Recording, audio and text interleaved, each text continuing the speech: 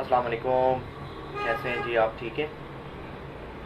एक कंपनी थी, बाहर की कंपनी, जिसमें एक वो इंजीनियर थे और बहुत अरसा उन्होंने उस कंपनी में काम किया। कंस्ट्रक्शन कंपनी थी। और एक दिन काम करने के बाद उन्होंने रियलाइज़ किया कि अब मुझे यहाँ से रिटायर होके अपने घर जाना चाहिए और अपने बच्चों और फैमिली के साथ ज़िंदगी गुजारनी चाहिए। तो वो यही सोच रख के अपनी जो उनके मैनेजर थे उनके पास गए और उनको जाके बोला कि बॉस, मैं आपकी कंपनी से रिटायरमेंट लेना चाहता हूँ और अपने घर अपने बच्चों के साथ रहना चाहता हूँ। तो बॉस ने कहा कि आप तो अभी काम कर सकते हो। तो उन्होंने कहा जी बिल्कुल मैं कर सकता हूँ, लेकिन मैं अब घर जाना चाहता हूँ, अपनी फैमिली बच्चों के साथ ज़िंदगी गुजारना चाहता हूँ। मैंने 35 साल आपकी कंपनी को दे दिए हैं, तो मैं मज़ीद अब और काम नहीं कर सकता, तो मुझे आप इजाज़त दें। तो बॉस ने एक बार सोचा और सोचने के बाद कहा ठीक है, आप ऐसा करो, एक मेरा लास्ट प्रोजेक्ट है वो कंप्लीट कर दो और एक घर है वो बनाना है, बना के तुम चले जाना।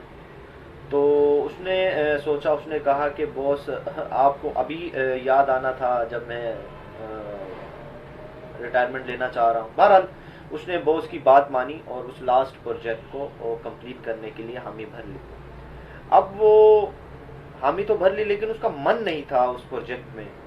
तो उसको जब वो काम स्टार्ट किया तो उसको नहीं मालूम था कि मटेरियल कहाँ से आ रहा है और कैसा मटेरियल है, और कोई आइडिया नहीं था। बहरहाल वो काम करता रहा, मन में नहीं, उसका मन नहीं था काम में।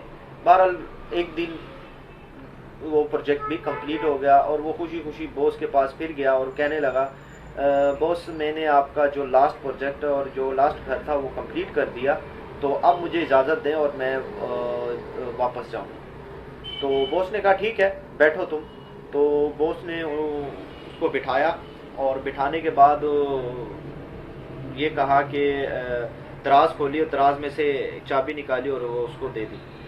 और देने के बाद कहा कि ये तुम्हारी है। तो उसने चाबी देख के कहा ये तो उसी घर की है जो मैंने लास्ट प्रोजेक्ट बनाया। उन्होंने कहा हाँ बिल्कुल ये उसी की है, तो हम ये आपको गिफ्ट करना चाह रहे हैं। तो वो बहुत हैरान हुआ और उसने आह भर के कहा कि काश मुझे पहले पता होता ये मेरा ही घर है, तो मैं इसमें दिल लगा के मेहनत करता और इसको जो मेरे अरमान थे उसके मुताबिक बनाता।